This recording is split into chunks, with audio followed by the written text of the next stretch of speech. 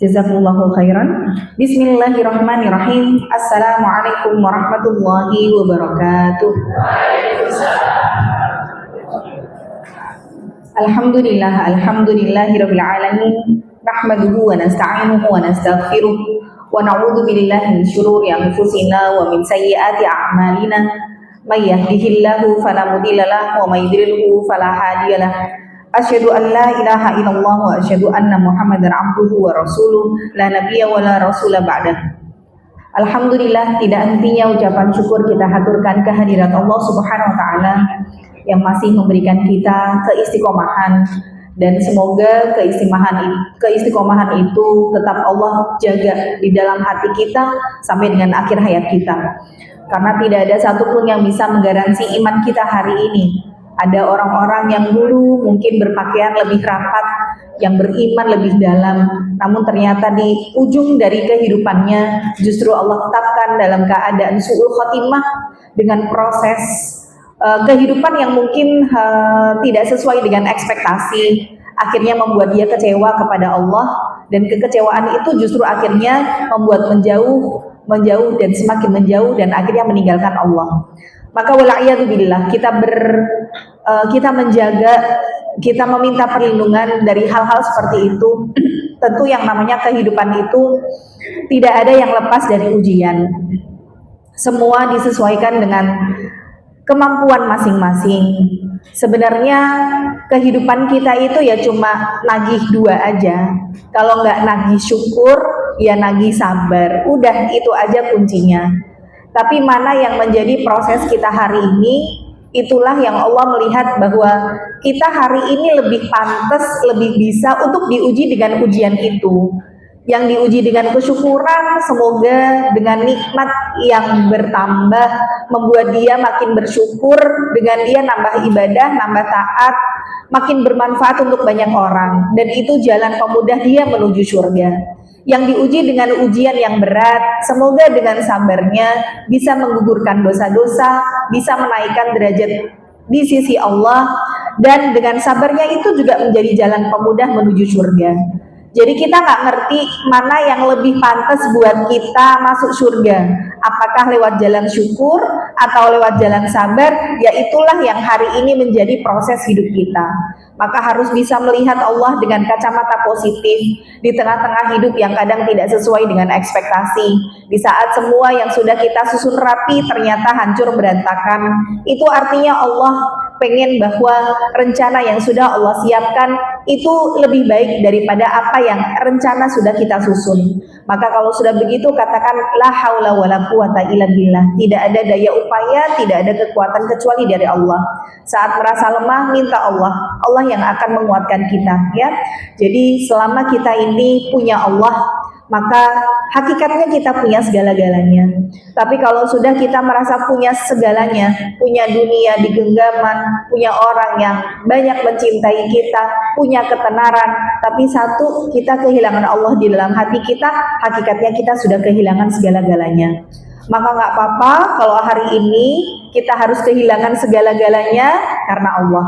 Asal tidak kehilangan Allah karena sesuatu yang terlalu erat kita cintai. Ya, sekali lagi bersyukur apapun kondisi kita hari ini. Setelah bersyukur kepada Allah, jangan lupa untuk selalu mengucapkan salawat beserta salam kepada Nabi besar Muhammad Sallallahu Alaihi Wasallam. Kita beritiba, kita mengikuti apa yang menjadi petunjuk beliau, dan kita mencintai beliau supaya kita nanti dibersamakan dengan orang yang kita cintai.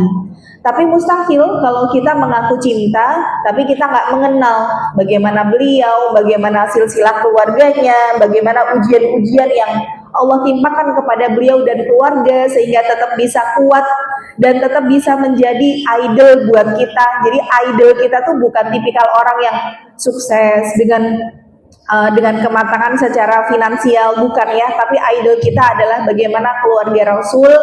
Dan memang Allah tetapkan bahwa ujian yang paling berat itu ya ujiannya para nabi dan rasul. Sehingga kalau misalkan kita hari ini melihat kepada ujian kita, ya hakikatnya kita nggak ada apa-apanya.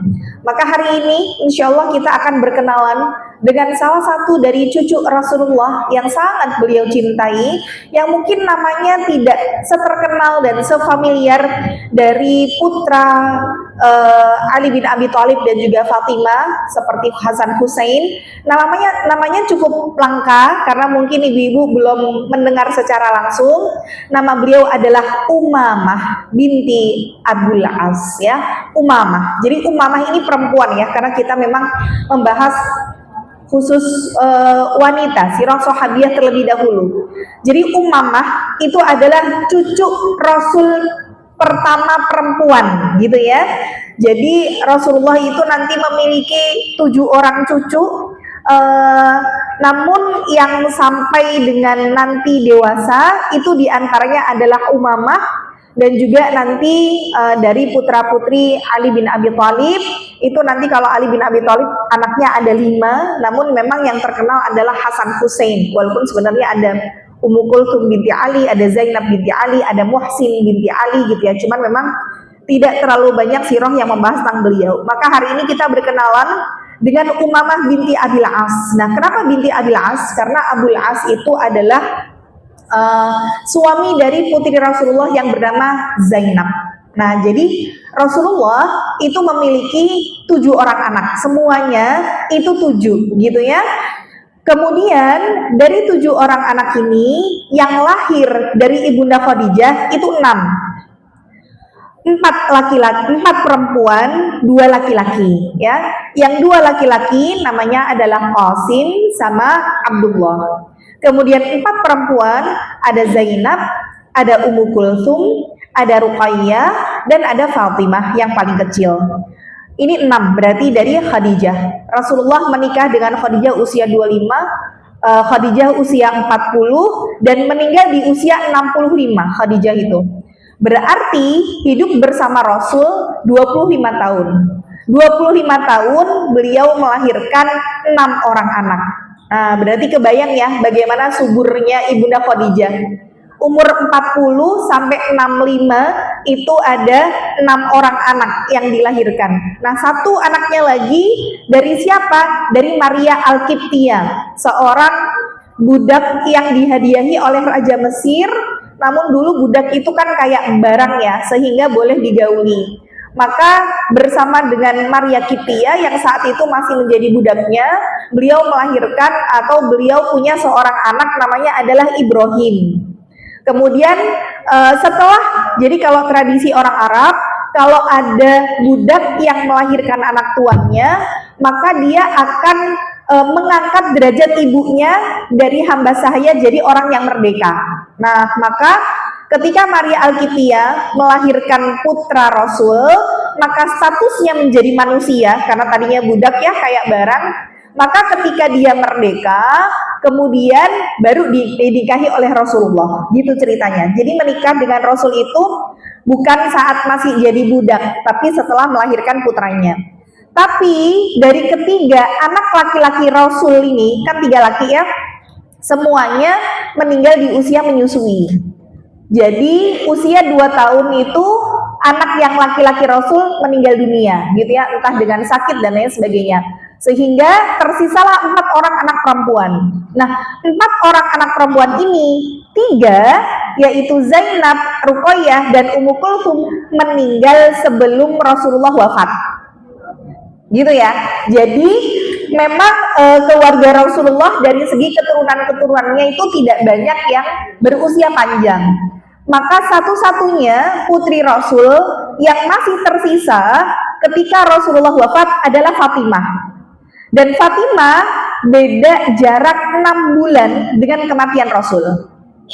Nah, berarti bisa dibilang anak keturunan anak kandung Rasul itu meninggal semua dengan Rasul meninggal. Ya, nanti yang tersisa ya menantu, ya cucu, gitu ya. Nah, sekarang kita bahas bagaimana kisah dari Umamah binti Abul As, di mana ini adalah putri dari Zainab, putri pertama Rasulullah. Jadi putri Rasul tadi 4, gitu ya. Zainab menikah dengan Abul As, kemudian nanti Ummu Kulthum dan Ruqayyah, dua-duanya menikah dengan putra Abu Lahab. Nah, saya pernah kisahkan ini. Yang satu namanya Utbah, yang satu namanya Utaibah. Namun dua-duanya akhirnya diceraikan oleh putra-putra Abu Lahab disebabkan karena Rasulullah mulai berdakwah dan Abu Lahab mau memberikan kehinaan kepada putri-putri Rasul, maka kedua-duanya nanti menceraikan secara bersamaan putri-putri Rasulullah ini, Ruqayyah dan Ummu Kulsum. Namun nanti Ummu Kulsum dan Ruqayyah akan dinikahi oleh sahabat Utsman bin Affan. Nah, jadi sahabat Utsman bin Affan nanti menikahi kakaknya dulu, Ummu Kulsum. Kemudian Ummu Kulsum meninggal dunia, kemudian nanti menikahi Ruqayyah. Makanya boleh kakak beradik itu atau turun ranjang gitu ya, tapi tidak boleh menjadikan kakak beradik dalam satu ikatan pernikahan, itu yang nggak boleh. Tapi kalau misalkan kakaknya meninggal terus nikahin adiknya boleh gitu ya. Maka Utsman bin Affan itu mendapat julukan Dzun Nurain atau yang memiliki dua cahaya. Kenapa? Karena beliau menikah dengan dua putri Rasulullah gitu ya. Kemudian tersisa Fatimah menikah dengan Ali bin Abi Thalib. Abu Thalib itu pamannya Nabi yang tidak mau masuk Islam sampai dengan akhir hayat. Berarti Ali itu adalah sepupunya Rasul gitu ya. Karena bapaknya Ali adalah pamannya Rasul, maka Ali sepupunya Rasul. Maka Ali dengan Fatimah berarti Fatimah itu adalah berarti Ali nikah sama anaknya sepupu gitu ya. Paham ya? Jadi Ali sama Fatimah bukan sepupuan, tapi yang sepupuan itu Ali sama Rasul. Sehingga Fatimah anaknya sepupune gitu ya. Karena nanti Bu, ini Ibu harus, kalau sirah tuh memang kita belajarnya harus konsen ya, karena nanti menyambung. Karena nanti Bu, Umamah akan menikah dengan Ali.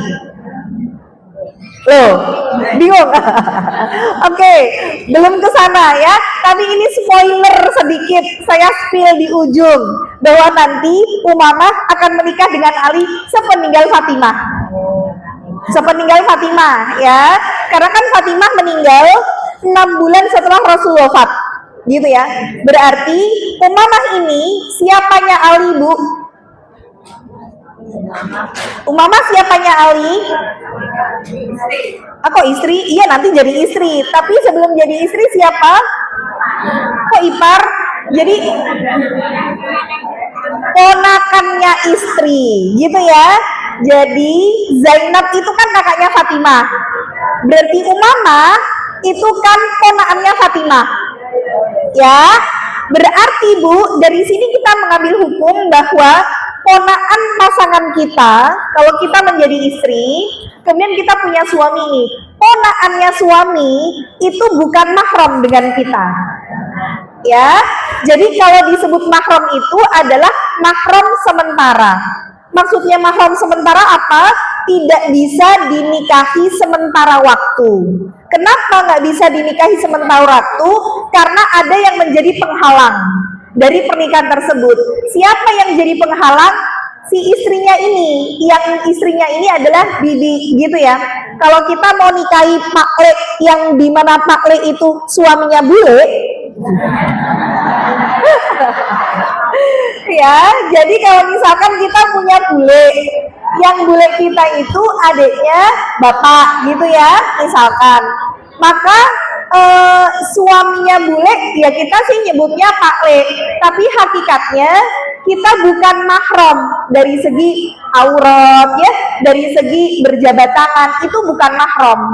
Tapi dari jalur pernikahan harusnya kan kalau bukan mahram boleh dinikahi. Tapi ini nggak boleh dinikahi. Kenapa? Karena ada yang menghalangi. Yang menjadi penghalang siapa? Bule. Maka kalau bule meninggal atau bule bercerai sama Pak Le, maka kita sebagai ponakannya bule boleh nikahin suaminya. Gitu ya. Nah, jadi ponakan pasangan kita itu namanya adalah mahram sementara. Begitu juga ibu, kakak ipar dan adik ipar. Itu juga mahram sementara, sehingga tidak boleh menyatukan hubungan pernikahan antara kakak beradik dalam satu ikatan. Misalkan istri pertama kakaknya, istri kedua adiknya, lah itu nggak boleh. Gitu ya. Maka kalau ada orang dulu pernah ada orang kembar nge-share di WA karena biasanya apa-apa bareng sampai dewasa pengennya nikah sama orang yang sama. Akhirnya mencari seorang laki-laki yang mau nikahin dua ini sekaligus kembar. Nah ini kalau tidak paham Islam ya jadi haram gitu ya. Jadi nggak boleh nikahin kakak adik sekaligus. Tapi kalau kakaknya udah bercerai atau meninggal, boleh turun ranjang dengan nikahi adiknya, gitu ya. Sebagaimana yang terjadi dengan Utsman menikahi dua putri Rasul. Baik, kita lihat dulu bagaimana kisah Umamah. Namun saya masuk dulu dari kisah orang tuanya, biar kita tahu bahwa Umamah ini keturunan yang bukan abal-abal, gitu ya. Bagaimana beliau adalah cucu langsung dari Rasul, cucu pertama perempuan lagi. Biasanya kan memang paling dicintai, gitu ya. Kemudian beliau anaknya Zainab dan Abul As. Jadi Abul As itu masih kerabatnya Khadijah. Jadi Khadijah, jadi ibunya sama Bu. Jadi posisi Khadijah itu punya adik namanya Halah. Halah binti Khuwailid. Kalau Khadijah kan binti Khuwailid. Nah, Halah ini punya anak Abul As. Berarti Zainab sama Halah apa Bu? Sepupuan gitu ya, karena ibu mereka berdua itu kakak beradik. Jadi kalau misalkan sepupuan itu boleh nikah, boleh gitu ya, dan tidak ada aturan, artinya misalkan kalau sepupuan selama kakaknya sama-sama laki, sama-sama perempuan itu nggak ada Bu. Jadi mau laki mau perempuan sepupuan tuh boleh ya, maksudnya dari atasnya ya. Nah, jadi Abul As itu, jadi dua-duanya ini menikah ketika memang masih dalam keadaan kafir. Jadi artinya Islam belum datang saat itu. Cuman memang Abul As itu sudah terkenal dengan amanahnya sebagai seorang saudagar, gitu ya. Beliau adalah orang yang amanah, beliau juga orang yang memiliki nasab mulia, kemudian beliau juga memiliki harta kekayaan, sehingga dengan kedudukannya yang tinggi ini akhirnya Rasulullah kemudian menjodohkan Abul As dengan Zainab. Nah, namun ketika akhirnya mereka menikah dan melahirkan seorang perempuan, seorang anak wanita namanya Umamah binti Abul As, kemudian Rasulullah diutus menjadi seorang nabi dan rasul, sampai akhirnya Zainab pun memeluk Islam. Nah, tapi ketika Zainab memeluk Islam, Abul As ini tetap pada kekafirannya. Jadi dia tidak mau masuk Islam gitu ya. Dulu belum ada aturan bahwa yang namanya suami istri kalau bukan muslim harus dipisahkan. Dulu belum ada aturan seperti itu. Sampai akhirnya Rasulullah, nah ini di sisi lain gitu ya. Jadi di saat Rasulullah menikahkan Zainab sama Abul As, kemudian Ruqayyah dan Ummu Kulthum menikah dengan dua putranya Abu Lahab, si Utbah dan Utaibah. Maka begitu Rasul diutus, Abu Lahab ini langsung bilang sama kedua putranya, mau nggak Muhammad selama ini memikirkan urusan orang lain? Kamu mau nggak menceraikan putri-putri mereka, biar Muhammad itu gentian sibuk memikirkan putri-putrinya aja, gitu ya. Akhirnya kedua putra Abu Lahab ini setuju asal minta dinikahkan untuk mengganti dengan putri Rasul, dinikahkan dengan salah seorang anak kepala suku. Yaudah kalau gitu aku mau menikah dengan si ini gitu ya. Akhirnya diiyakan oleh Abu Lahab, diceraikan dengan keadaan yang sangat terhina gitu ya.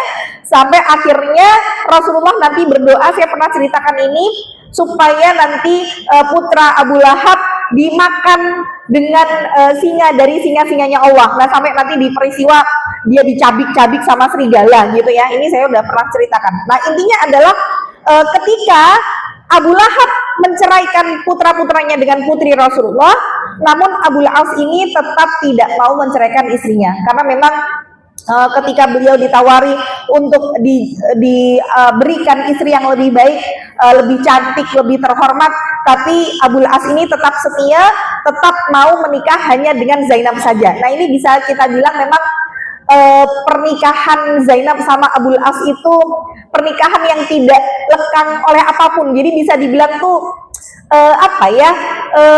walaupun ujiannya berat, tapi mereka nanti akhirnya happy ending gitu ya.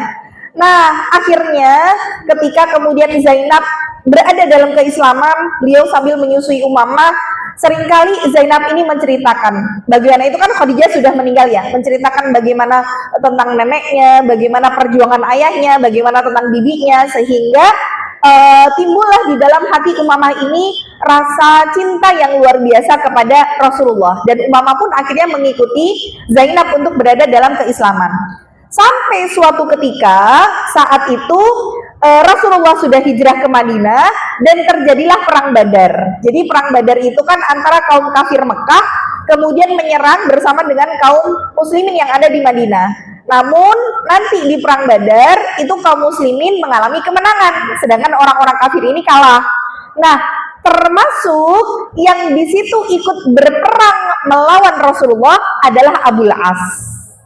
Jadi Abul As itu izin gitu ya, dia pergi menuju ke Madinah bersama dengan para pemberani-pemberani Quraisy untuk memerangi ayahnya Zainab. Nah, ini bisa dibayangin bagaimana pergolakan batinnya Zainab gitu ya. Suami yang sangat dicintai pergi berperang melawan ayahnya, yang dimana ayahnya ya bisa dibilang orang yang begitu berharga dalam hatinya, yang beliau juga ikuti dalam keislaman. Namun Zainab pun tidak bisa melakukan apapun. Ya, beliau hanya bisa berdoa kepada Allah agar dibebaskan dari musibah ini. Akhirnya ketika kemudian berperang melawan kaum muslimin, orang kafir kan kalah, dan banyak di antara orang kafir menjadi tawanan perang. Salah satunya, jadi Abul As itu tidak terbunuh di perang Badar, melainkan tertawan, gitu ya. Jadi tawanan perang itu nanti bisa ditebus sama keluarganya dengan harga yang mahal kalau ingin dikembalikan. Kalau tidak, maka dia akan menjadi budak, gitu ya. Jadi awal mula budak itu berasal dari tawanan-tawanan perang. Maka ketika kemudian Abul As ini menjadi tawanan perang, di situ Zainab menanti kedatangan suaminya, kok belum pulang-pulang. Ternyata di situ mereka tahu, di situ Zainab tahu bahwa Abul As ini menjadi tawanan dan diperintahkan untuk menebus dengan harga yang sangat mahal kalau ingin Abul As kembali ke Mekah bersama dengan Zainab. Akhirnya Zainab yang saat itu tidak memiliki apapun kecuali beberapa uang saja, dan ada sebuah kalung yang sangat berharga yang menjadi peninggalan satu-satunya dari mendiang ibunya, yaitu Khadijah. Akhirnya beliau melepas kalung kesayangan satu-satunya yang berasal dari ibunya dan beberapa uang yang akhirnya dikirimkan lewat salah seorang sahabat, pergi menemui Rasulullah dengan membawa tebusan itu untuk menebus suaminya tersayang. Maka saat itu penduduk Makkah mengirim utusan untuk menebus tawanan. Zainab binti Rasulullah mengirim sejumlah uang untuk menebus Abul As bin Rabi. Kemudian selain mengirim uang, juga beliau mengirim kalung milik mendiang Khadijah yang dia berikan kepada Zainab saat dinikahkan dengan Abul As. Jadi bisa dibilang kalung itu tuh hadiah pernikahan dari ibunya. Coba ibu bayangin gimana rasanya kalung satu-satunya harus dijadikan sebagai tebusan. Maka begitu itu sampai kepada Rasulullah, Rasulullah ingat karena itu kan kalung istrinya. Maka Rasulullah ketika melihat kalung tersebut menangis karena teringat mendiang Khadijah. Sambil kemudian beliau mengatakan, kalau kalian bersedia melepaskan tawanannya, artinya tawanannya Zainab yaitu Abul As, dan mengembalikan uang serta kalung miliknya, maka silahkan kalian lakukan. Jadi itu dispensasi lah ya. Rasulullah karena ingat sama Khadijah, kalau kalian mau lakukan itu lakukan, tapi kalau enggak ya enggak apa-apa.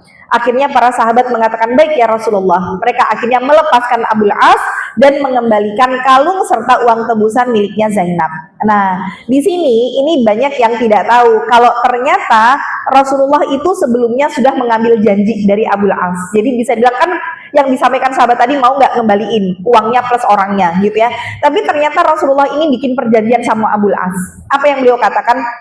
Jadi beliau minta, kalau kamu aku bebaskan dengan syarat kamu mengembalikan putriku. Jadi tolong izinkan putriku dan cucuku itu untuk menyusul bersamaku ke Madinah. Jadi jarak Mekah sama Madinah itu kan sekitar 400-an kilo ya. Jadi kayak Solo Jakarta. Cuman kan dulu itu naiknya unta ya, jadi bisa butuh waktu berhari-hari gitu. Sehingga dulu orang-orang yang memang menuju ke dari Mekah menuju ke Madinah itu kan dipersulit.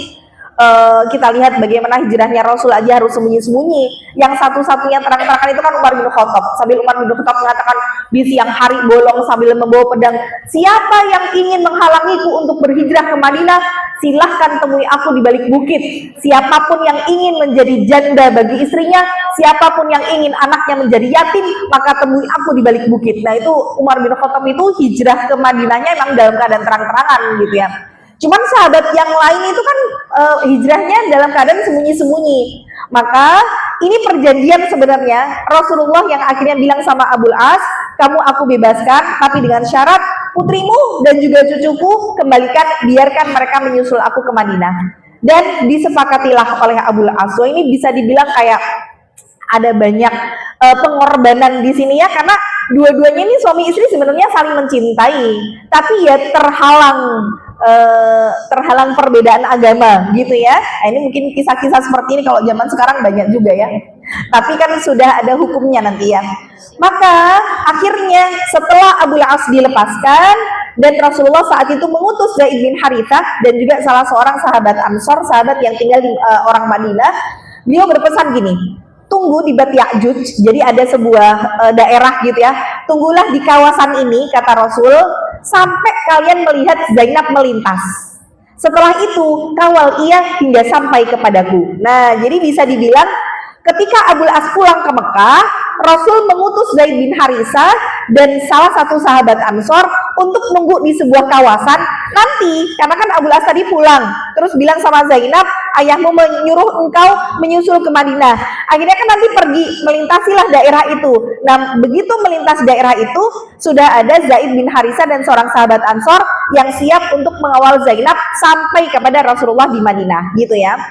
Maka ketika kemudian Abul As mengatakan bahwa Rasulullah telah menunggumu di Madinah, setelah itu Zainab pun mempersiapkan bekal dan meminta tolong kepada saudara iparnya namanya Kinanah binti Rabi'. Akhirnya dia memberikan seekor unta untuk ditunggangi Zainab dan juga Umamah sambil ditemani oleh iparnya tadi Kinanah binti Rabi'. Akhirnya Kinanah tadi pergi menuntun Zainab yang ditaruh di atas sekeduk. Jadi kalau unta itu ditaruh di atasnya kayak ada rumah-rumahan gitu ya. Nah itu namanya sekeduk. Jadi posisi Zainab itu berada di atas sekeduk itu. Dituntunlah sama si Kinanah ini. Dan sejumlah orang Quraisy itu akhirnya notice gitu, ngelihat, loh ini mau kemana? Jangan-jangan ini Zainab ini mau pergi ke Madinah. Akhirnya orang-orang yang ada di Mekah dari orang-orang Quraisy ini, mereka mencari Zainab sampai akhirnya berhasil menyusul di sebuah tempat namanya adalah Butua. Dan orang yang pertama yang berhasil menyusul Zainab adalah namanya Habbar bin Aswad. Nah, akhirnya begitu mereka ketemu di Butua ini, Habbar bin Aswad ngancam Zainab bahkan dengan tombak saat Zainab itu berada di dalam sekeduk. Nah, posisi Zainab itu dalam keadaan hamil. Bahkan ketika diancam dengan tombak itu, karena saking ketakutannya, Zainab sampai keguguran di waktu tersebut. Nah, jadi memang itu keadaannya cukup pelik gitu ya.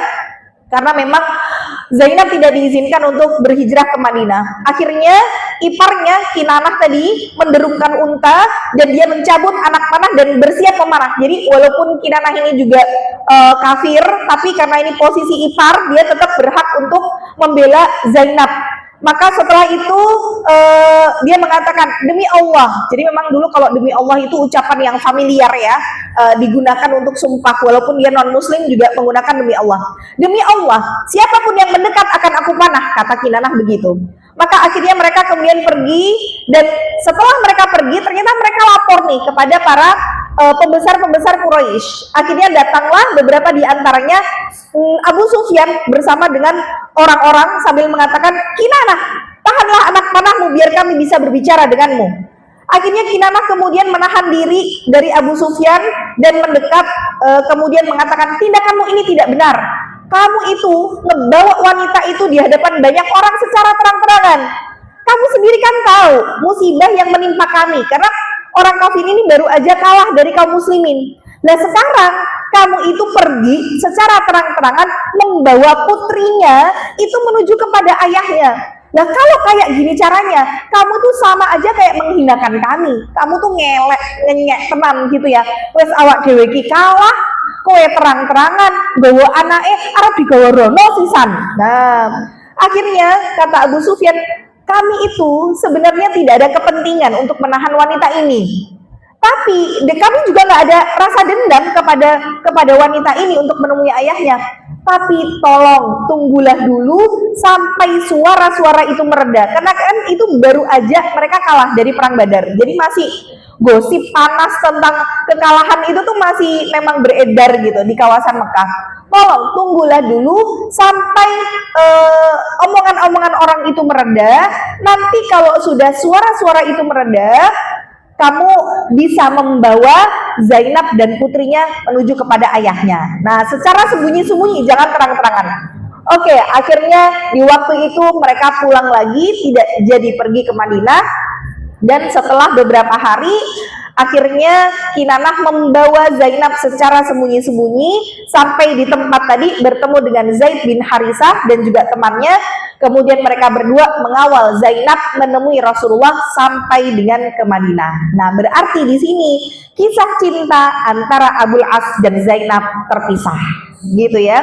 Jadi mereka dipisahkan oleh takdir, bisa dibilang begitu. Tapi bukan yang berpisah dalam arti kata memang mereka mau bercerai seperti Ruqayyah dan Ummu Kulsum. Enggak, ini memang masih menahan cinta, tapi ya apa daya gitu ya, terhalang tembok yang begitu tinggi menjulang. Nah, akhirnya Zainab pun lebih memilih untuk meninggalkan suaminya di Mekah yang masih dalam keadaan kafir untuk bersama dengan keluarganya yang lain, karena putri-putri Rasul juga semuanya sudah hijrah ke Madinah. Dan saat-saat itu tidak mampu dilukiskan dengan kata-kata, antara senang, antara sedih gitu ya, antara Zainab ketemu dengan Rasul, Rasul juga bertemu dengan cucu yang paling dicintai. Maka akhirnya Umamah tinggal bersama dengan Rasulullah, dididik langsung oleh beliau, mendapatkan kasih sayang dan cinta beliau. Bahkan seringkali Rasulullah itu gendong Umamah kemana-mana. Jadi kalau ke masjid, Umamah tuh dibawa ya. Kemudian ketika beliau sholat, Umamah ini digendong. Ketika ruku, Umamah ditaro ya. Kemudian ketika sujud, Umamah berada di atas bahunya Rasul. Jadi ini menjadi dalil bahwa sholat dalam menggendong anak itu nggak masalah, asal memang harus dipahami, dulu kan nggak ada pampers gitu ya, nggak ada diapers. Jadi ketika kemudian menggendong anak sholat, menggendong anak itu tidak ada najis yang dibawa. Nah kalau sekarang ketika gendong anak harus dipastikan dulu anaknya ini udah ngompol apa belum. Karena kalau udah ngompol berarti kan ada najis nih di pampersnya. Dan ketika dibawa pada saat sholat hukumnya haram, karena dilarang atau haram hukumnya membawa najis saat sholat. Nah jadi bukan nggak boleh sholat sambil gendong, boleh, yang nggak boleh itu bawa najisnya saat sholat gitu ya. Maka kemudian inilah yang menjadi kehidupan Rasulullah bersama dengan Zainab dan Umamah, menjadi cucu kesayangan Rasul ya. Kemudian cinta Rasulullah kepada Umamah kian hari kian meningkat, sampai akhirnya Rasulullah ini suatu hari diberikan hadiah sebuah kalung dari marjan berhiaskan emas. Dan istri-istri beliau, karena kan Rasulullah itu ketika di Madinah punya 9 orang istri gitu ya, yang tinggal dalam satu waktu yang bersamaan, ini jumlahnya 9. Kemudian istri-istri beliau itu rumahnya sendiri-sendiri, jadi bukan 9 orang dalam satu rumah, enggak. Jadi misalkan di Masjid Nabawi gitu ya, ini rumahnya Aisyah, ini rumahnya Hafsah. Makanya ibu kalau misalkan haji atau umroh, yang sekarang jadi Raudhah itu kan rumahnya Aisyah. Tapi di posisi agak belakang itu masih disisakan ada satu jendela yang sudah selama 1400 tahun tidak dibongkar sama sekali, karena itu adalah rumahnya Hafsah.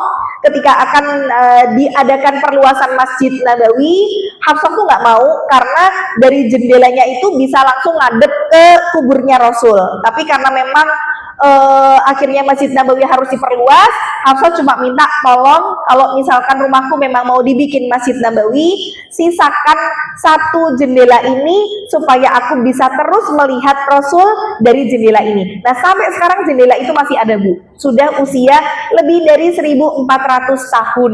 Nah, itu posisi rumahnya Hafsah ya, masih di sekitaran Raudhah, cuman dia posisinya nanti di soft ikhwan, di soft laki-laki gitu ya. Nah, jadi memang posisi rumah istri-istrinya Rasul itu berdampingan gitu ya, satu, bukan yang menjadi satu semuanya. Nah, ketika Rasulullah kemudian mendapatkan hadiah berupa kalung tadi berhiaskan emas dan batu marjan, maka istri-istri yang lain, semua istri-istrinya tuh sampai melihat kepada kalung itu tuh dalam keadaan yang apa sih bahasa sekarang, mupeng gitu ya, muka pengen, oh coba, oh kalungnya gue aku gitu ya. Bahkan Aisyah mengatakan, demi Allah, kan Rasulullah tanya nih sama istri-istrinya, menurut kalian bagaimana kalung ini? Dan ketika istri-istri Nabi melihat kalung itu, mereka mengatakan, wah ya Rasulullah, belum pernah kami melihat kalung seindah ini, dan tidak ada yang pernah kami lihat kalung yang lebih mengagumkan daripada ini. Kemudian Aisyah di situ sampai dalam hati ya, wah jangan sampai kalung itu nyantolnya di leher salah satu dari istri-istri yang lain gitu, karena Aisyah ngerasa ya harusnya sih yang lebih berhak dapat kalung itu tuh ya aku, karena aku kan punya kedudukan yang sangat tinggi di hati Rasulullah. Dan ternyata itu juga dirasakan oleh istri-istrinya yang lain. Jadi istri yang lain juga ternyata batin gitu ya. Jadi mereka tuh ngeliatin kalung itu tuh dengan perasaan was-was gitu.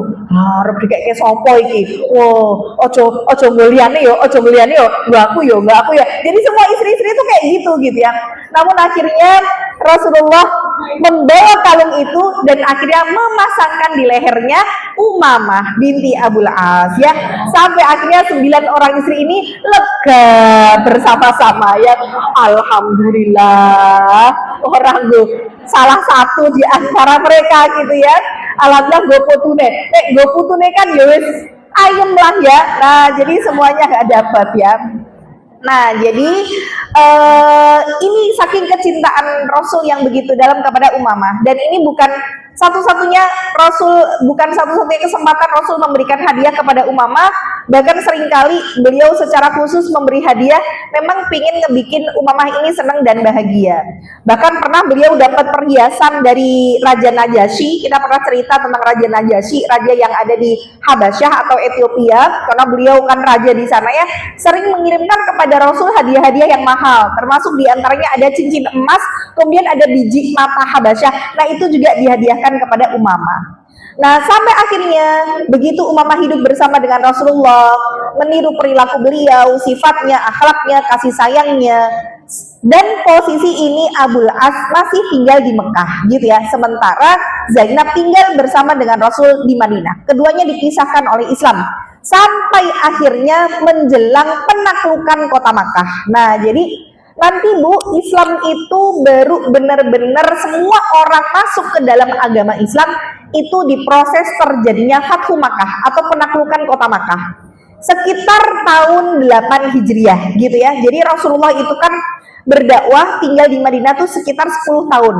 Di Mekah itu sekitar 13 tahun proses dakwahnya Rasul ya. Kemudian nanti Rasul meninggal sekitar awal tahun 11 Hijriah. Jadi hampir kurang lebih 2 tahun lebih dari proses Fathu Makkah. Jadi satu-satunya nabi yang dikasih lihat sama Allah bagaimana kejayaan agamanya itu cuma Rasul. Karena agama-agama sebelum Islam maksudnya adalah para nabi dan Rasul ya, memang mereka semua Islam ya. Tapi sebelum nabinya itu meninggal, agama yang risalah yang dibawa itu belum sampai umatnya jaya, kemudian nabinya sudah meninggal gitu ya. Tapi kalau Rasul itu diperlihatkan bagaimana kejayaan Islam. Jadi nanti di proses Fathu Makkah kapan-kapan saya ceritakan bagaimana Islam itu sampai akhirnya tidak ada satupun yang tidak memeluk Islam dalam proses penaklukan kota Makkah itu. Penaklukan kota Makkah adalah penaklukan kota yang tidak ada pertumpahan darah sama sekali. Nah, maka nanti Rasul berada di memimpin kejayaan Islam itu hanya sekitar 2 tahun lebih sedikit, tidak sampai 3 tahun. Nah, sepeninggal Rasul, barulah nanti orang-orang rame-rame keluar dari Islam. Banyak yang murtad. Nah, jadi nanti Abu Bakar As-Siddiq 2 tahun kepemimpinannya itu tugas terbesarnya adalah berperang melawan orang-orang murtad. Karena nanti muncul nabi palsu, namanya adalah Musailamah Al-Kadzab, gitu ya. Nah, itu proses setelah Rasulullah meninggal. Jadi para sahabat seolah-olah kayak mereka merasa kecewa, merasa terpuruk, merasa down dengan kematian Rasul. Nah, jadi sebelum peristiwa Fatu Makkah terjadi, karena Allah akan bedakan kriteria-kriteria para sahabat yang masuk Islam di awal Islam diutus sama yang masuk Islamnya di periode Fatu Makkah. Karena Fatu Makkah itu bisa dibilang ya kamu kalau misalkan nggak masuk Islam ya nggak akan selamat gitu ya, ibaratnya kayak mereka tuh dalam kondisi terancam, ada akhirnya terpaksa gitu ya. Maka dibedakan sama Allah bagaimana kualitas keimanan dari para sahabat-sahabat ini. Nah, Abul As itu masuk Islamnya bukan di proses Fatu Makkah, namun sebelum proses Fatu Makkah. Gimana ceritanya sampai akhirnya bisa masuk Islam? Jadi Abul As kan tadi seorang saudagar, dia juga sering diamanahi sama para pedagang-pedagang untuk membawa dagangannya keluar dari kota Makkah. Karena beliau adalah orang yang amanah, profesional gitu ya. Akhirnya Abul As ini ngebawa barang dagangan untuk dijualkan di luar kota Makkah. Nah, ketika di tengah perjalanan ternyata ada pasukan Rasulullah yang saat itu memang sedang menyerang, dan Abul As ini barang dagangannya itu dirampas sama kaum muslimin sampai tidak tersisa satupun. Nah, Abul As itu ketika barangnya dirampas, dia sempat melarikan diri sampai akhirnya berhasillah memasuki kota Mekah dengan sembunyi-sembunyi, jadi tidak tertawan lagi. Maka ketika pasukannya Rasulullah tadi sampai kepada Madinah gitu ya, mereka mengatakan bahwa ini adalah harta rampasan perang gitu ya. Rasulullah kemudian mengatakan begini, dia ini Abul As ini adalah bagian dari kami seperti yang kalian ketahui, dan kalian itu merampas harta miliknya.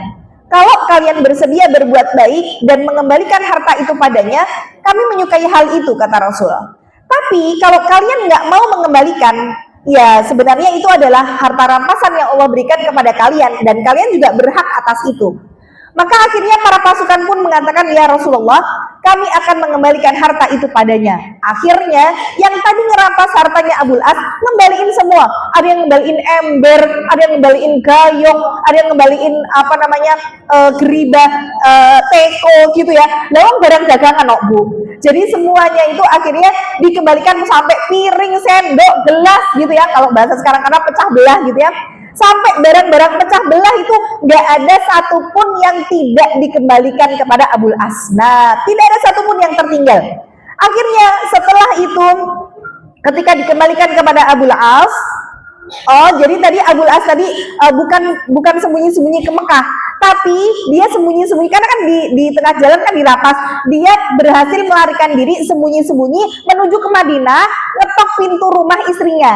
Disitulah meminta perlindungan, gitu ya. Karena kan sebenarnya mereka sudah tidak terikat pernikahan ya, jadi sudah bercerai tapi bukan terpisahkan gitulah ya. Kemudian minta perlindungan, wahai Zainab, tolong lindungilah aku karena aku sedang dikejar bla bla bla segala macam. Akhirnya saat itu Zainab datang kepada Rasulullah, kemudian mengatakan, ya Rasulullah, Abul As datang kepadaku meminta perlindungan kepadaku. Kata Zainab begitu, bolehkah aku memberi perlindungan kepadanya? Maka Rasulullah bilang, siapapun yang meminta perlindungan kepada kaum muslimin, meskipun kaum muslimin itu rendah bisa dibilang kayak rendah, bukan jabatan sih, kedudukannya gitu ya, dia bukan seorang panglima, dia cuma rakyat biasa gitulah ya. Walaupun dia rendah kedudukannya, maka dia tetap berhak mendapatkan perlindungan. Nah, jadi Abul As minta perlindungan kepada Zainab, berarti Zainab yang melindungi. Di situ Abul As nggak boleh ditawan, Abul As nggak boleh dibunuh karena berada di dalam perlindungan Zainab gitu ya. Maka ketika Abul As pun dilindungi oleh Zainab, apalagi Rasul juga sudah bilang seperti itu, kemudian tadi bilang, mau nggak kalian mengembalikan barang-barangnya? Dikembaliinlah semuanya, sampai pecah belah, sampai piring, sendok, gayung gitu ya. Semua tidak ada yang tertinggal sedikit pun di Madinah. Akhirnya dibiarkan pulanglah Abul As membawa barang-barang tersebut menuju ke Mekah mengembalikan kepada para pemiliknya. Karena kan tadi titipan barang dagangannya ya. Kemudian setelah Abul As ini kembali kepada orang-orang Mekah, kemudian si Abul As ini tanya, udah dibalikin semuanya, wahai kaum Quraisy, masih adakah harta kalian yang tertinggal padaku dan yang belum diambil salah seorang di antara kalian? Maka mereka mengatakan tidak, semoga Allah memberikan balasan baik kepadamu karena kamu adalah orang yang setia dan mulia. Jadi barang-barangnya utuh semua. Maka setelah itu Abu As mengatakan, aku bersaksi bahwa tidak ada Allah yang berhak diibadahi dengan sebenarnya selain Allah, dan Muhammad adalah hamba dan rasulnya. Demi Allah, tidak ada yang menghalangiku masuk Islam selain karena aku khawatir kalian mengira aku ingin memakan harta kalian.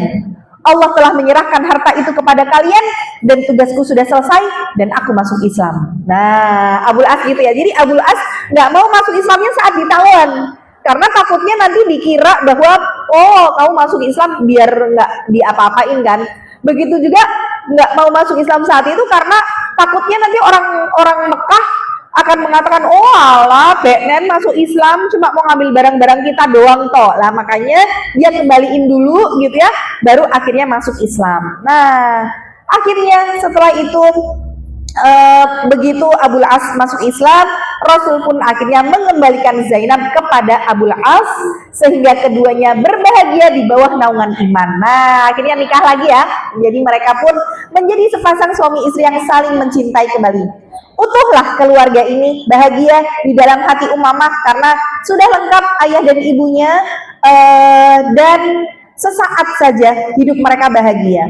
Sampai akhirnya di awal tahun ke-8 Hijriah gitu ya. Jadi Abul As tadi masuk Islam sebelum Fatu Makkah. Fatu Makkah itu di tahun ke-8 Hijriah gitu ya. Maka awal tahun 8 Hijriah Zainab akhirnya tidur di atas ranjang kematian menuju Allah Subhanahu wa taala. Jadi beliau sakit sejak berhijrah dari Mekah menuju ke Madinah. Jadi beliau juga mungkin mikir gitu ya, terpisah dari suaminya, belum lagi keadaannya seperti ini dan sebagainya lah ya. Sampai akhirnya memang sejak proses hijrah itu beliau sakit-sakitan, dan di awal tahun ke-8 Hijriah akhirnya Zainab pun meninggal dunia. Sampai di situ Rasulullah mengatakan kepada Ummu Atiyah. Jadi Ummu Atiyah itu seorang juru khitan yang ada pada zaman Nabi, seorang wanita yang memang ditugasi kayak merawat jenazah, mengkhitan perempuan gitu ya. Maka Rasulullah bersabda kepada Ummu Atiyah, wahai Ummu Atiyah, mandikan Zainab 3 kali atau 5 kali atau lebih dari itu dengan air yang dicampur dengan daun bidara. Kemudian campurkan kapur barus di bilasan terakhir. Setelah kalian memandikan, silahkan beritahu aku. Nah, di sini Rasul tidak memandikan jenazah putrinya. Kenapa? Nah, ini pembelajaran juga buat kita, bahwa satu-satunya lawan jenis yang boleh memandikan jasad itu cuma suaminya tok, gitu ya.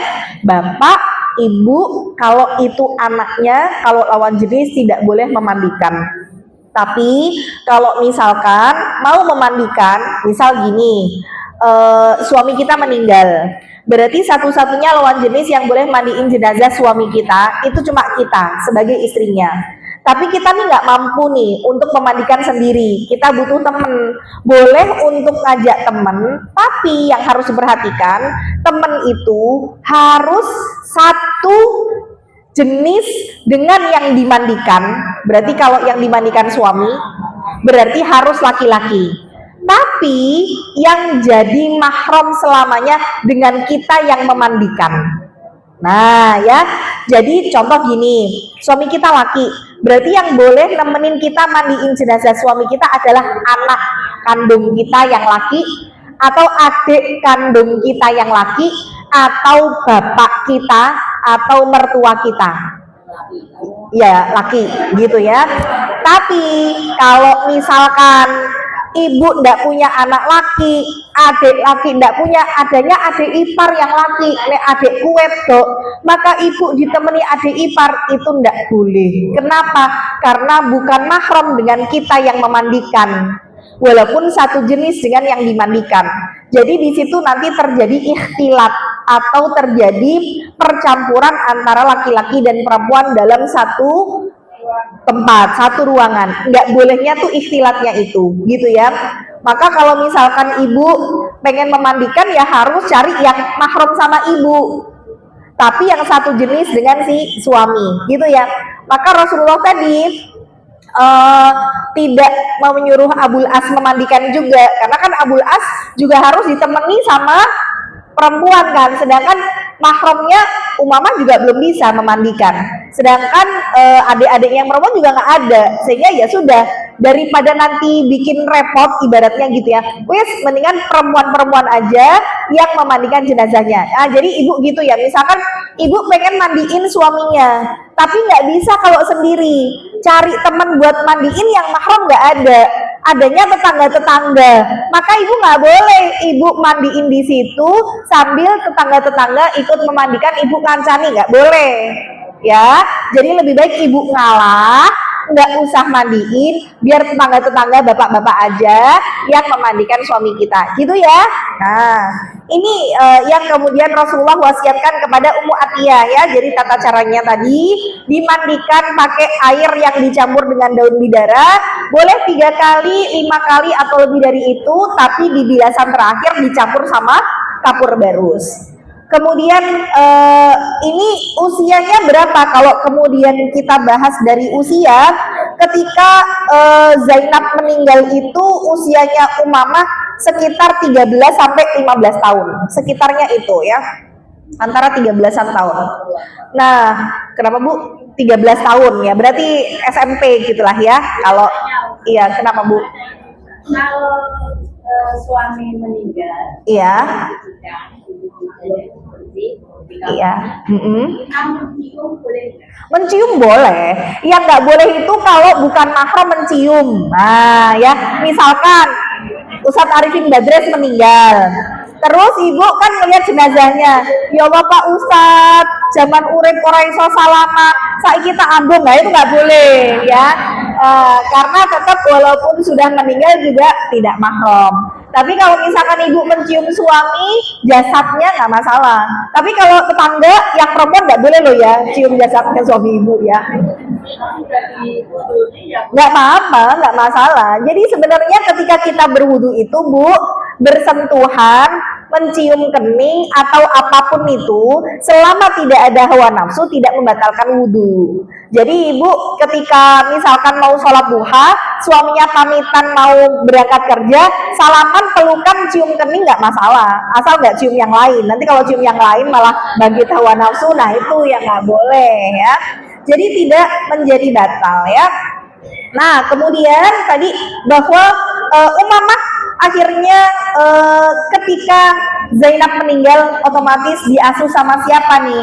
Diasuh pertama ya bersama dengan Fatimah Az-Zahra, yaitu bibinya. Karena kan satu-satunya keluarga yang ada cuma Fatimah gitu ya.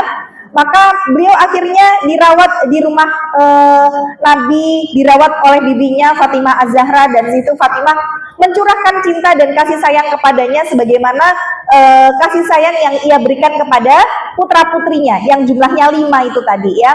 Hari-hari berlalu sementara Umamah berada dalam perlindungan rumah terbaik di dunia. Namun pada saat bulan Rabiul Awal tahun ke-11 Hijriah tiba, Rasulullah pun wafat dan tutup usia. Akhirnya itu membuat Umamah kembali berduka. Jadi ketika di tahun ke-11 Hijriah, berarti jaraknya berapa Bu? 3 tahun ya. Jarak 3 tahun Zainab meninggal sampai akhirnya Rasulullah meninggal. Ternyata Rasulullah meninggal ini jarak 6 bulan Fatimah meninggal. Jadi bisa dibilang sudahnya beliau diasuh sama Fatimah dengan Rasul meninggal, Fatimah melanjutkan, Fatimah meninggal pula. Mana Fatimah meninggal itu usia 29 tahun Bu. Fatimah tuh masih sangat muda ya, punya anak 5, umur 29. Maka begitu sangat terpukul lah Umamah dengan kematian Fatimah. Nah setelah kepergian Fatimah yang memang jaraknya hanya 6 bulan saja, di tahun 12 Hijriah Abul As pun meninggal dunia. Nah jadi berturut-turut gitu ya. Dan di situ ternyata sebelum meninggalnya Fatimah, Maka Fatimah pernah berkata kepada Ali bin Abi Thalib, tolong ketika nanti aku meninggal dunia, tolong nikahilah Umamah. Nah ini diantaranya wasiatnya Fatimah gitu ya. Jadi bibinya itu berwasiat kon nikahi ponaane. Karena kalau nggak dinikahi, dia ini nanti sama siapa? Karena kan masih umur sekitar 15 tahun, Bu. Mungkin dinikahi Ali itu ya sekitar 16-17 lah ya. Sekitarnya itulah unda-undinya ya.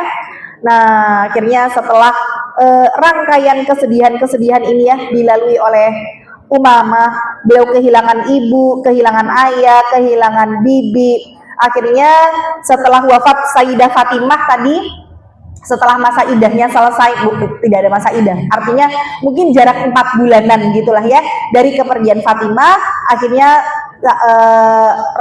Rasulullah pun atau Ali bin Abi Thalib pun dikatakan menikahi Fatimah. Jadi pernah beliau berpesan Umamah, ya Allah, jadi kebolak-balik. Jadi ketika Fatimah menjelang wafat, ia berpesan kepada suaminya Ali, engkau tahu betapa aku mencintai anak-anak ini, Hasan, Husain, Ummu Kulsum, Muhsin, sama Zainab binti Ali, kan 5 anaknya ya.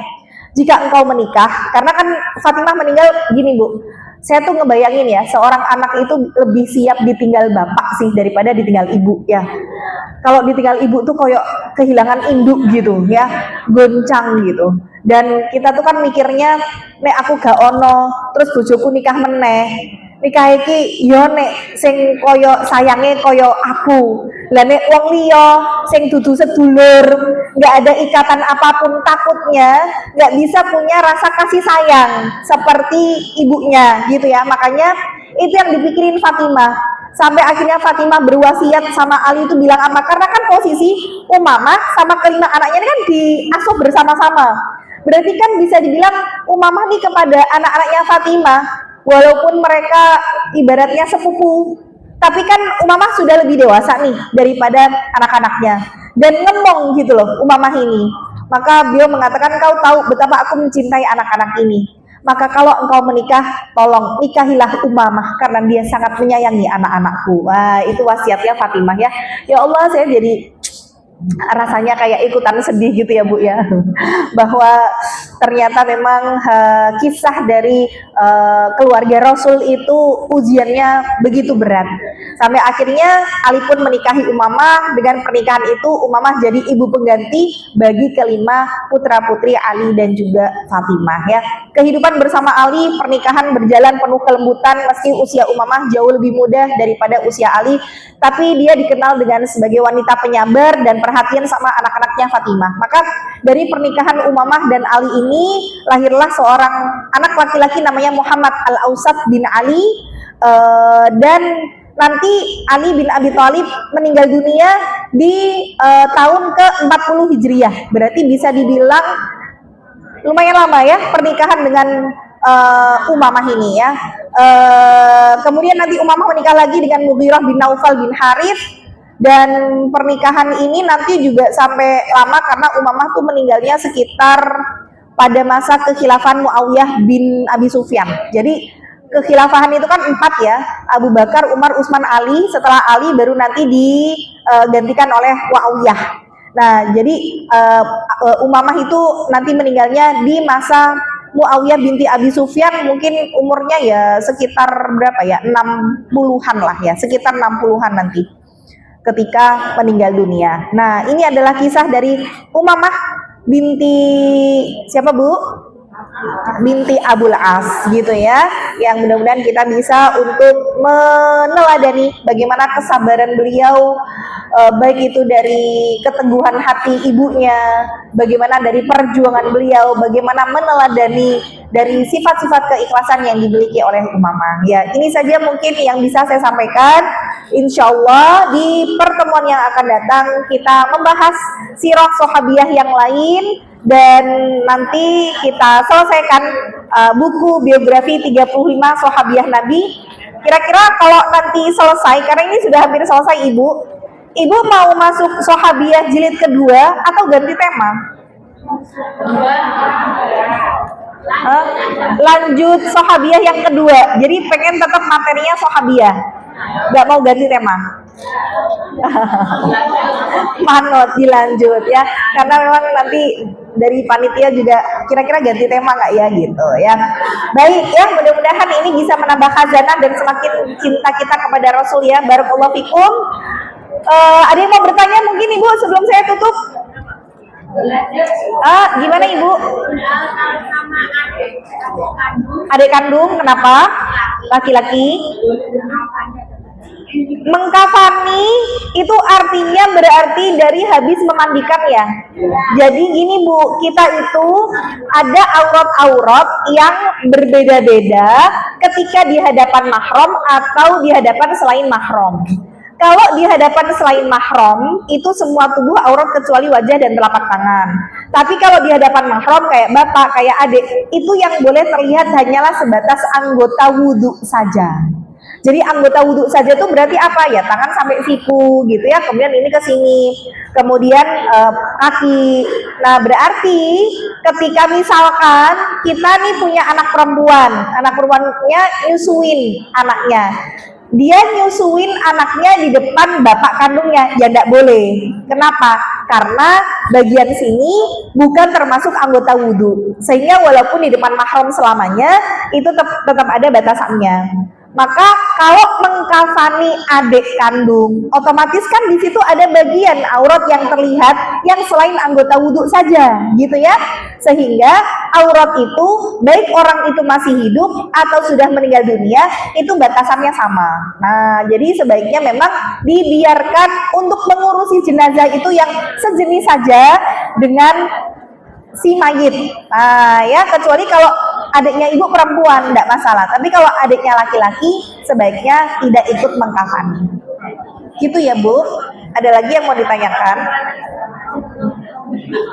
Biasanya ya dari Keluarga yang memandikan saudaranya disuruh cuma mengguyur aja, tapi ditutupi dengan air.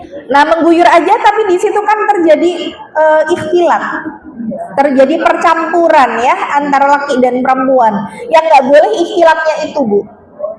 Iya, ya jadi sebaiknya memang kalau mau mengguyurkan perwakilan keluarga yang satu jenis dengan mayit saja, gitu ya. Ya. Nah, tapi ini Tentang sahabat Nabi. Ini yang ada untuk wanita itu kan sahabat Nabi ada yang Jadi pertanyaannya siapa nama sahabat Nabi?